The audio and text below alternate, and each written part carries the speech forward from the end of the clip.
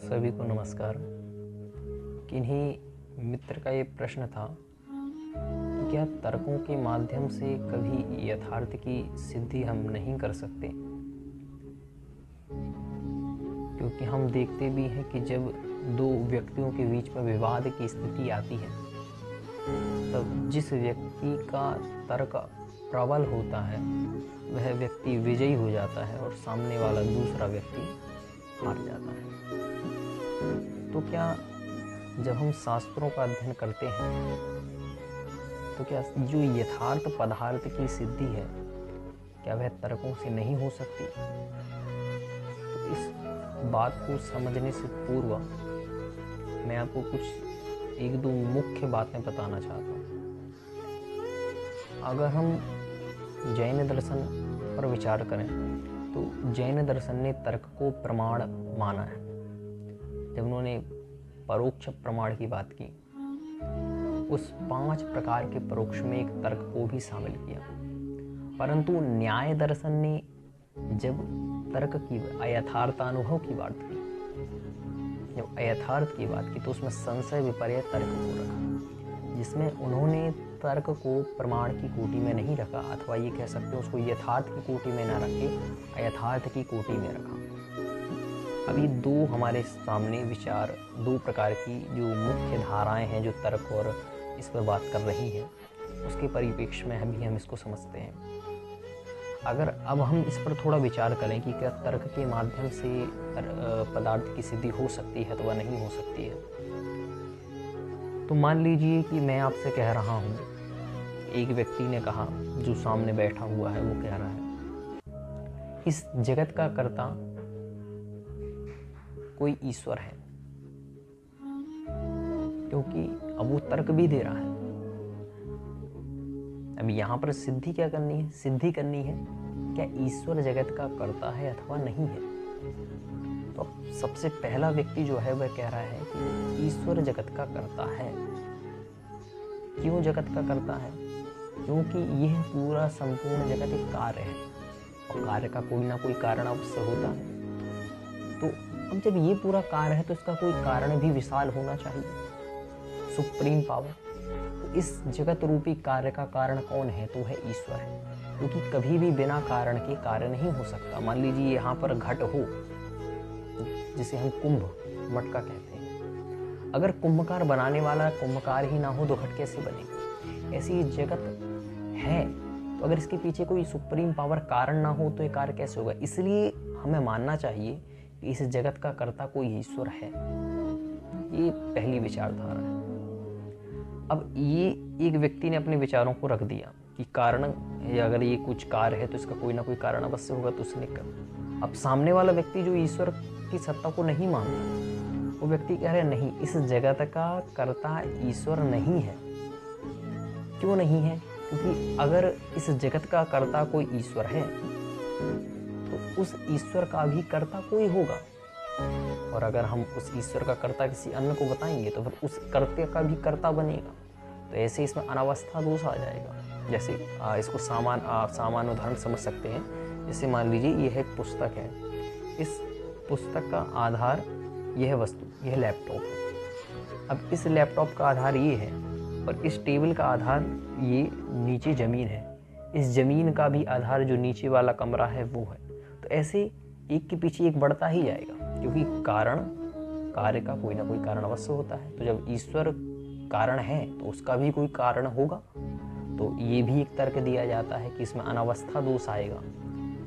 अब ये दूसरा तर्क आ गया। अब देखिएगा, ईश्वर कहाँ है, जिसकी सिद्धि करना है वो पता ही नहीं कहाँ है, लेकिन हम सिद्धि करने में तर्कों के माध्यम से लगे हैं। अब तीसरा व्यक्ति आएगा कि देखो, अब वो कहेगा देखो भाई ऐसा नहीं है, कि कोई ना कोई अवश्य होना चाहिए, उसके पीछे आधार होना चाहिए।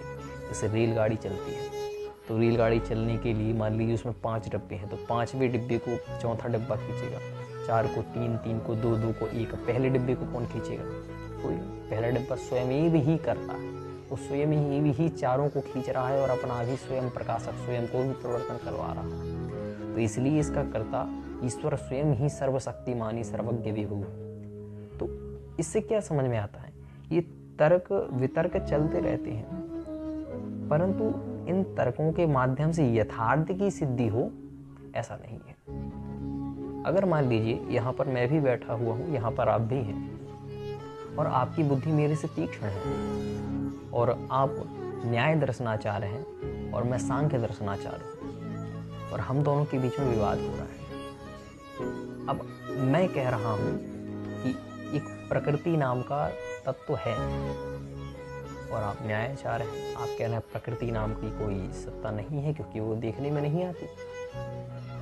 अब हम दोनों के बीच में जो विवाद हो रहा है, अब इसमें हमें सिद्धि करना है कि प्रकृति है कि नहीं है। तो अब हम दोनों के बीच में विवाद होगा तो कौन जीतेगा? आपको अगर ये लग रहा है कि जो सत्य होगी जिसकी बात वो जीतेगा, अगर प्रकृति होगी तो प्रकृति वाला जीतेगा, प्रकृति नहीं होगी तो नहीं वाला जीतेगा, ना जो नहीं मानता प्रकृति। लेकिन ऐसा नहीं है। अगर आप और मैं बैठे हैं और अगर आपकी बुद्धि मेरे से तीक्ष्ण है तो आप जीत जाएंगे, चाहे प्रकृति हो, कोई बात नहीं, रहने दो। लेकिन आप प्रकृति नहीं है इसे सिद्ध कर देंगे। और अगर मेरी बुद्धि तीक्ष्ण है तो मैं प्रकृति को सिद्ध कर दूंगा, चाहे प्रकृति ना भी हो। तो इससे क्या, तर्कों के माध्यम से इस बुद्धि में जो तर्क उत्पन्न होते हैं, तो तीक्ष्ण बुद्धि है, इससे लौकिक विजय, शाब्दिक विजय तो हो सकती है, लोक में ख्याति हो सकती है, लेकिन परमार्थ की सिद्धि नहीं हो सकती। तर्कों से कभी परमार्थ की सिद्धि नहीं हो सकती। इसलिए जिन न्यायाचार्यों ने कहा है कि तर्क अयथार्थ अनुभव है, उन्होंने भी कुछ विचार किया है। जैसे अगर आप इसको कठोपनिषद में भी देखें तो पंक्ति आती है, नैष तर्केण मतिरापनेया। ये जो है तर्क के द्वारा जानने में आने वाला नहीं है यथार्थ अनुभव, यथार्थ तत्व। यथार्थ तत्व को हम तर्कों से नहीं जान सकते, उसके लिए हम स्वानुभव करना पड़ेगा। मात्र मैं तर्क रख दूं और मैं किसी बात का ज्ञापन करूं, परंतु उस शब्द से जिसका मैं व्याख्यान कर रहा हूं उससे केवल आप इतना समझ सकते हैं कि मैंने कुछ कहा है, और आप या तो हार जाएंगे मुझसे या आप मुझसे जीत जाएंगे। लेकिन जो तत्व वास्तविक है उसकी सत्ता को अभी सिद्ध नहीं किया गया है। जैसे तर्क क्यों प्रमाणिक ना माने, इसके भी पीछे भी कुछ चीज हम जान सकते हैं। तर्क एक ऐसी अवस्था है, यह कब प्रयोग में की जाती है, जब वस्तु का यथार्थ निर्णय ना हो, उस समय तर्क होता है। अगर वस्तु का यथार्थ निर्णय हो तो तर्क की आवश्यकता नहीं पड़ती। अब मान लीजिए यहाँ पर एक पुस्तक है तो इसके लिए तर्क की आवश्यकता नहीं है क्योंकि ये निर्णीत है। लेकिन जब इस पुस्तक की सत्ता अनिर्णीत हो, उस अवस्था में तर्क की आवश्यकता पड़ती है। इसीलिए तर्क को प्रमाणिक नहीं माना जाता, क्योंकि वो तत्व की अनिर्णीत अवस्था में पाया जाता है। दूसरी बात, आपने देखा होगा वकील कब तक वाद विवाद करता है, जब तक सत्ता सिद्ध नहीं होती। अगर सत्ता सिद्ध हो, उसकी पार्टी का व्यक्ति जीता हुआ हो, तो वह तर्क नहीं करेगा। तर्क तभी किया जाता है जब सामने वाला उसका व्यक्ति जीता है। ऐसे ही यहाँ पर भी हम तर्क तभी रखते हैं जब वस्तु की स्थिति का ज्ञान, जब वस्तु स्थिति का निर्णय ना हो। इसीलिए तर्क को प्रमाणिक नहीं माना जाता। और तर्क एक साधन है, साधन को साध्य के रूप में नहीं देख सकते। इसलिए तर्क परंपरा तो कारण हो सकता है, लेकिन साक्षात कभी भी यथार्थ अनुभव के लिए सहायक नहीं हो सकता। दूसरी बात, यथार्थ ज्ञान, शाब्दिक ज्ञान तो आप कर सकते हैं तर्क से, लेकिन यथार्थ अनुभव नहीं कर सकते। मान लीजिए आपकी मान्यता है आत्मा होती है, मेरी मान्यता है आत्मा नहीं होती है। अब जब तर्क होंगे तो अगर बुद्धि आपकी तीक्ष्ण होगी तो आप आत्मा को नहीं होती है आप सिद्ध कर दोगे, और अगर मेरी बुद्धि तीक्ष्ण होगी तो मैं ये सिद्ध कर दूंगा कि आत्मा होती है। अब देखना, जीत किसकी हुई? हमारे शब्दों की, हमारी और आपकी। लेकिन आत्मा होती है कि नहीं होती वो तो वहीं रह गया। जिसकी बुद्धि तीक्ष्ण है वो तो जीत गया, वो ले गया, पूरे संसार में उसका नाम हो गया और सब लोग मानने लगे कि इसका ये जो मत है ये बिल्कुल सही है। परंतु उस मत को हम शाब्दिक रूप से तो सिद्ध कर चुके हैं, लेकिन उसकी वास्तविक सत्ता कब सिद्ध होगी? वो तब सिद्ध होगी जब आप भी ध्यान में बैठे, मैं भी ध्यान में बैठूं और हम दोनों ध्यान करें। और ध्यान की अवस्था में जैसे प्राप्त हो जाए आत्मा होती है, तो अब उस व्यक्ति के लिए सिद्ध हो चुका है कि आत्मा होती है, और जिस व्यक्ति ने प्राप्त नहीं कर पाए उसके लिए आत्मा नहीं होती है। तो ये यहाँ पर सिद्धि यथार्थ अनुभव जब होगा जब वस्तु की सिद्धि होती है। अब मेरे कहने से आत्मा होती है 99 लोगों ने तो मान लिया, लेकिन अभी उस आत्मा होती है इसका यथार्थ अनुभव उन 99 लोगों को नहीं हुआ, लेकिन वो लोग मान चुके हैं और अब उन लोगों ने मान लिया है। तो अभी सिद्धि कब होगी 99 लोगों के लिए? जब वो स्वयं अनुभव करेंगे। तो आत्मा होती है कि नहीं होती है तो उनको बाद में पता लगेगा। अब मान लीजिए आप जीत गए मुझ तर्क में और आपने सिद्ध कर दिया कि आत्मा नहीं होती है, और पूरे सभी लोगों ने आपकी जो मत के 99 लोग हैं सब ने मान लिया आत्मा नहीं होती है।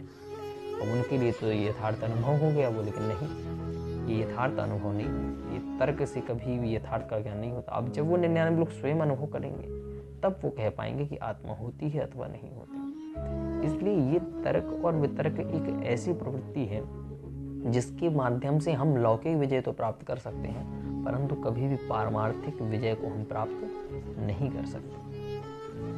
अब इसमें एक चीज हम अगर और देखें कि हम तर्क पर कितना विश्वास करें अथवा स्वयं अनुभव करने की ओर आगे बढ़ें।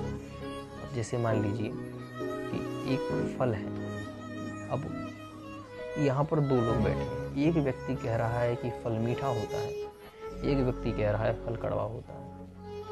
अब जो सामने वाला विद्यार्थी बैठा हुआ है वो किसकी बात को माने? अब अगर वो पहले वाले व्यक्ति की बात को माने कि आम मीठा होता है तो वो आम मीठा होता है बस अपने मन में धारणा बना लेगा और बस चलता जाएगा। दूसरा व्यक्ति अगर वो दूसरे व्यक्ति की बात मान ले तो धारणा बना लेगा कि आम कड़वा होता है और परिवर्तन करता जाएगा। उसके लिए तो शब्द ही प्रमाण है, शास्त्र ही प्रमाण है, गुरु ही प्रमाण है। लेकिन अब उसका फर्ज क्या बनता है? अभी उसको यथार्थ अनुभव नहीं हुआ, यथार्थ ज्ञान नहीं, उसने यथार्थ शाब्दिक ज्ञान तो उसने किया है, लेकिन यथार्थ का अनुभव करना ही ज्ञान की कोटि में आता है। अब जब वह व्यक्ति स्वयं प्रवर्तन करेगा और वह देखेगा, आम का अनुभव करेगा, तब जो कहेगा कि आम मीठा होता है, उस दिन सत्ता सिद्ध होगी, यथार्थ अनुभव होगा कि हाँ आम मीठा होता है। अगर आम कड़वा हो तो कह सकता है आम कड़वा होता है, परंतु जिस व्यक्ति ने स्वानुभव किया है उसी के लिए यथार्थ तत्व की सिद्धि हो सकती है। तर्कों के माध्यम से कभी भी यथार्थ तत्व का ज्ञान हमें नहीं हो सकता। अब किसी व्यक्ति ने मुझसे कहा इसी के वितर्क में कि अगर सभी चीज़ अनुभव करने की है तो ये नदी है, और सामने वाला व्यक्ति कह रहा है कि ये नदी गहरी है। मैंने कहा हाँ, मैंने मान लिया उसकी बात कि हाँ नदी गहरी है। तो उसने कहा कि तुमने कैसे मान लिया, स्वयं तो अनुभव किया नहीं। तो अब मैंने कहा तो क्या करें? तो कहने लगे देखो तुम स्वयं अनुभव करो, नदी में कूद जाओ। और मैंने मेरे से तैरना तो आता नहीं। तो कह नहीं अनुभव तो तुमको ही करना पड़ेगा। तुमने कहा ना अनुभव के बाद ही चीज़ को, उस बात को, तथ्य को तुम मानोगे। देखिए अब यहाँ एक ये ऐसा तर्क है कि मैं कुछ नहीं कह पाया। अब इससे ये कहानी बताने का अभिप्राय क्या है? ये अभिप्राय इसका ये है कि अब तर्क के माध्यम से उसने मुझे तो परास्त कर दिया, परंतु उस तर्क के माध्यम से यथार्थ तत्व का निर्णय अभी नहीं हुआ कि वो पानी गहरा है कि नहीं। इसीलिए जब भी किसी भी पदार्थ की सिद्धि करनी हो, उसके लिए हमारी अगर क्षमता है तो हमें उतना अनुभव के लिए आगे बढ़ना चाहिए। अगर हमारी क्षमता ना हो तो हम क्या करें? तो अब हमारा कर्तव्य बनता है ना तो हम दोनों पक्षों का विरोध करें, किसी एक पक्ष का विरोध करें, और ना किसी एक पक्ष के प्रति हठी बन जाए, क्योंकि अभी आप अज्ञात अवस्था में हैं। जब तक आप अनुभव नहीं कर रहे, ना तो आप किसी का विरोध कर सकते हैं, ना पहले मार्ग का, ना आप 3 मार्गों का विरोध करें, ना पहले मार्ग के प्रति हटी हो, और ना जब दूसरे मार्ग। अब इसका लाभ क्या होगा? इसका लाभ ये होगा कि अगर आप पहले मार्ग की ओर बढ़े और अगर उसमें कुछ बुराई निकली और वो मार्ग सच्चा नहीं हुआ, तो कम से कम आप हटी नहीं है, तो आप उसको छोड़ के आगे 3 मार्गों की ओर अग्रसर हो सकते हैं। और अगर आप हटी हो तो आप कभी भी पहले मार्ग को छोड़ के 3 के प्रति परिवर्तन नहीं कर पाएंगे। इसीलिए पहले मार्ग के प्रति हटी ना हो और 3 मार्गों का विरोध ना करें, यही यथार्थ अनुभव की सबसे पहली सीढ़ी है। और तर्कों के माध्यम से कभी भी तत्व का निर्णय नहीं हो सकता।